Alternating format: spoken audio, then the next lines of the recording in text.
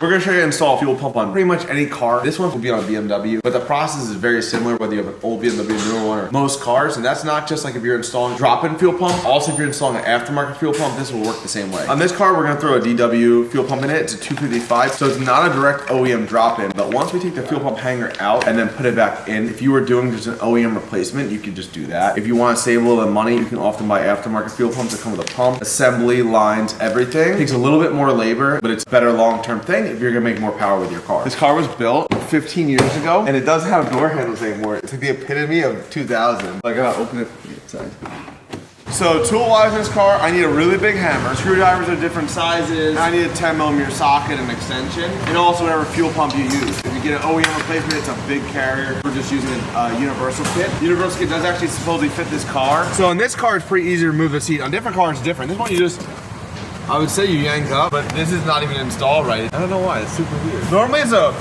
as you pull it up. I thought I needed 10, I don't need a 10 on this car. Some BMWs, newer ones need 10s. This has a Phillips. But whatever car you have, you'll have to remove the cover often to access the fuel pump. Ton of cars are under the seat. You can look up online like what car you have and where it's located. Every BMW that I've ever seen is passenger side under the seat. And then I'm gonna unscrew all these screws that are covering this. What I typically do is I'll actually turn the car on and unplug the fuel pump. That way the fuel pressure drains so you don't have fuel squirting out. But it also looks like someone did a fuel pump before, because I don't know if you guys can look, there's actually twisted together wires on the fuel pump. I'm gonna have to fix that, I guess. I don't like soldering, I only crimp wires everywhere. But in this location, I don't know if there's enough room to crimp it. I might have to solder that back together and heat shrink it. So the fuel pump's unplugged. And then typically when you go start the car after it's unplugged, other than you might get codes depending what type of car you have, it shouldn't start or will start and stall out.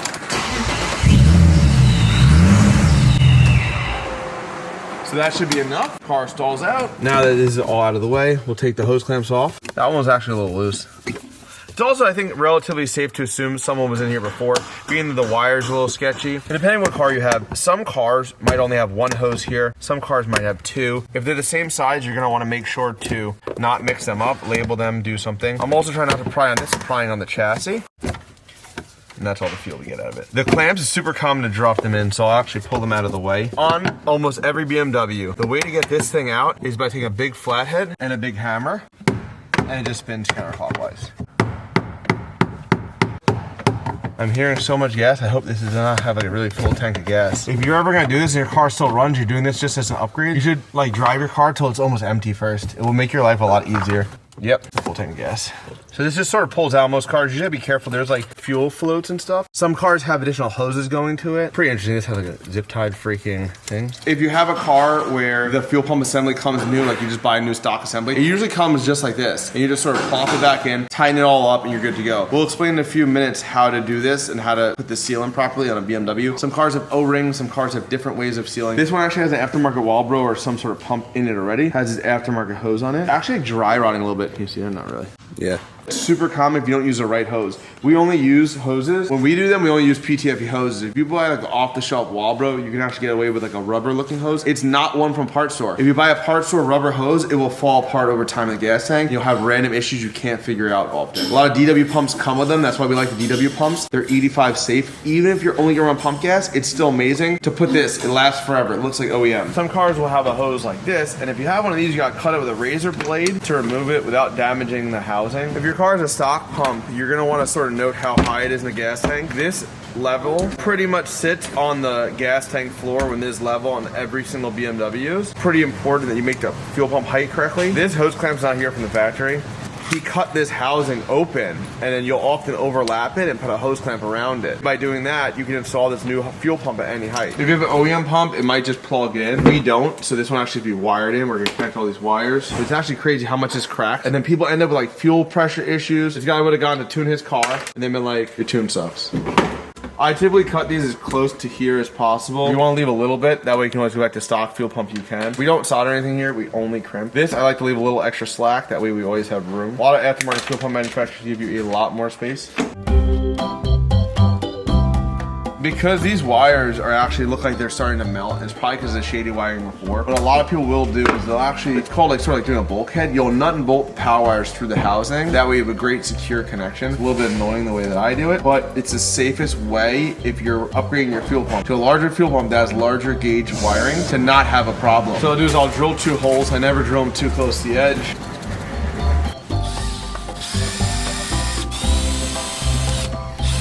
I always start a little bit small on the drill bit size. It's probably perfect. I like to make it as tight as possible so that way you don't have fumes and gas leaking through after. Perfect. It's gonna work great. That's one. We're gonna do the second one. You don't have to take this off. I just like not using the shielding. That way when I crimp it, it gets a nicer, tighter crimp. If you can use something like this and you're crimp this, make sure whatever crimping you're using has like color coded things. That way you crimp this properly. We're not gonna use this, so we're gonna use a different crimper for non-insulated things. So I actually put the the wires underneath this. I screw this in like this. Some people try drilling and tapping it. It doesn't really make a difference.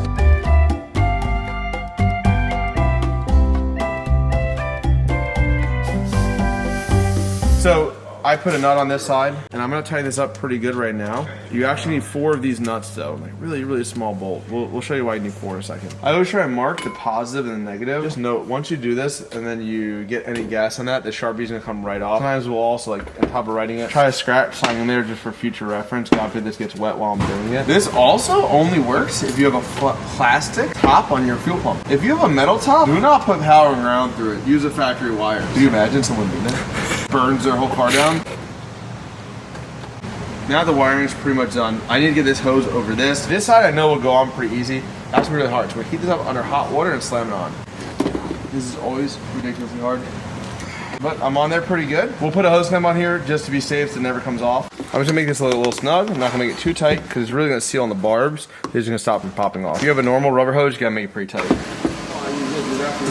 So you can use like the proper pliers to do what I'm doing right now, or you can actually just use snips. They work really, really good. You just can't go hard enough until you break the clamp off. Now plug it in, get into this weird contraption thing. Just make sure these don't touch. Like when you tighten them, super sketchy. So I'm gonna jam this fuel pump filter on. Then we're gonna take this little clip thingy, throw that underneath it. It's sort of really hard to see. I'm gonna get it on a little bit because otherwise I tend to drop these and lose these and then never find them again. I see cars with these, it just stops them from falling off. As mentioned earlier, you're gonna wanna make sure the height is correct. If your fuel pump from the factory goes straight, you wanna try to get a straight filter if you buy a universal kit. If you're gonna get one that's angled from the factory, try to get an angled one. Look up what you have before buying a filter for your car and a fuel pump. Get something that matches. I got one with the right angle that is very close to stock. The old one that was zip tied together was wrong. I don't know why they did this. Once I get this close to being snug, we'll set the height right. And once again, on this car I know, because I looked at it beforehand, on like a ton of stock cars I've done this to, I know the height has to be very, very close to that once installed with no crazy pressure on anything. So right now we're quite off. So I actually use zip ties often on these lines to sort of bend it. I don't want to ever kink it or anything like that, but it will just let me get it a little bit tighter sometimes to put it exactly where I want. And if you don't own flush cut pliers, they're like $1 on Amazon. They make it so you don't cut yourself every time you work on something. It's pretty nice. My height's pretty good, I would say. Really, really close to being level. If you do this wrong, you're gonna have fuel starvation issues. You go drive the car and it won't be good. You run out of gas, but it says you have a lot of gas left. Also, you always want to make sure this can float freely. A lot of times you have wires run around it, then your gas level never reach right. This is what it looks like assembled for this car, all done, ready to go back in. We're gonna now work on getting back in. So normally you'll go ahead and you'll get this back in there, and then you'll just connect the wires. Because these wires were really sketchy, I'm gonna rewire it while it's out of the tank. So I'm gonna show you guys how to rewire a fuel pump at the same time, properly with a new relay that can support whatever this pump can make. So once you like put those bulkhead wires, if you really want, you can connect the power on the ground back to the terminals and just crimp on something like this. Put the power, put the ground. I like to tighten the outside of the car. That way you can hold the Phillips on the bottom, so the screw on the bottom. That way you don't just spin it. If you spin a lot, the two things underneath can hit each other, and then bad things happen. He's in the fuel pump. I'm trying to record for you guys. I'll put a relay. Factory wiring is often thin. If you want thicker wires so you have an issue with blowing fuses, we put aftermarket relays in the cars. They have way larger wires compared to stock. There's 4 wires. There's like a little diagram typically on most relays. I'm not sure if you guys can see it really good. 30 goes to the battery, 87 goes to the new fuel pump power. The 2 small wires does not matter. One's ground and one's trigger. We're gonna use the old fuel pump power wire to trigger this new relay. The old fuel pump ground wire goes nowhere. We take a brand new wire and this is our new ground for fuel pump. We want a really good power, really good ground. I already crimped on a few of these. You guys see me crimp some more. It's fine too. You also, if you're installing a relay, you're gonna wanna put it near the battery, or just know you're gonna have to run one wire to the battery. Like, sorry.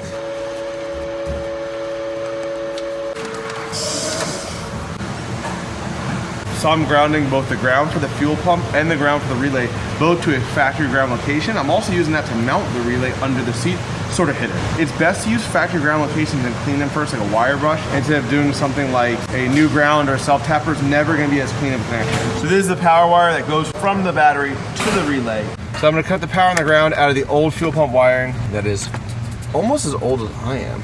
So I already know in this car, the green is power wire, the brown is ground. You can check on your own car to see which watt if you're doing something like this to reconnect it, or if you look underneath, you can always compare the wire colors, the top and the bottom. So the old fuel pump wire that powered on the fuel pump is now gonna turn on our relay. It's one of the small wires on the relay. I don't recall what the number was, but it's not 30, it's not 87. It's one of the 2 other wires. One's old power and one is a ground. And every time I crimp something with these, I always give it a pretty good tug. I'd rather rip this out now and have to recrimp it than have a problem in the future. And even though it's probably a little bit overkill because it's a ground, I always put this like this and heat shrink it over. And I'm gonna do it once it's all fully together. I hook the power on the ground to the pump, and then this can go in. We can heat shrink it all and not catch on fire doing the sketchy. It is the ground wire. You should also probably color code them or use different color wires. I'm just doing it like this. Do as I do, not as I say. Probably a good thing to follow here. It's sort of important that if your fuel pump hanger cover comes like this, you're gonna wanna put all the wires through before you connect everything. To be very honest with you guys, I just did this wrong about like 20 seconds ago. It's actually my second time of doing it right now, and this time I'm gonna do it correctly, so I had to recrimp all these things. Take 2 on this fuel pump thing. So it's like a little bit weird what I have to do now. I have to try to hold this while I tighten the top stud. They just can't, those 2 terminals just can't touch each other.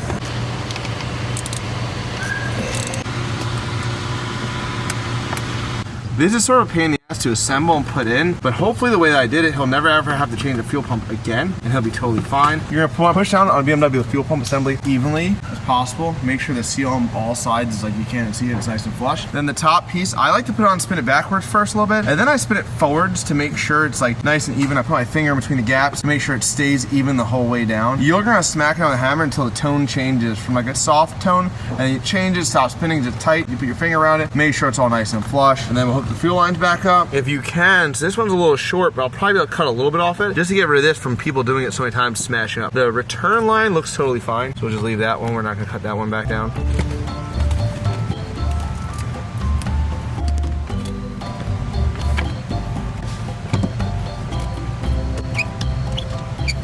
After install a fuel pump, people think the next step's turn the car on. It's not. It's actually check to make sure you don't have leaks and make sure it works. Some cars prime every time, some cars prime once. This car primes once. So we'll see if we can hear it and see it. As long as nothing leaks, we should be good.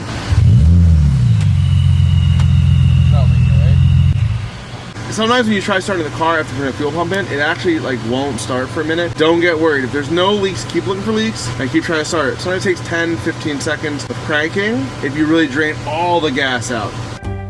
Yeah. You'll see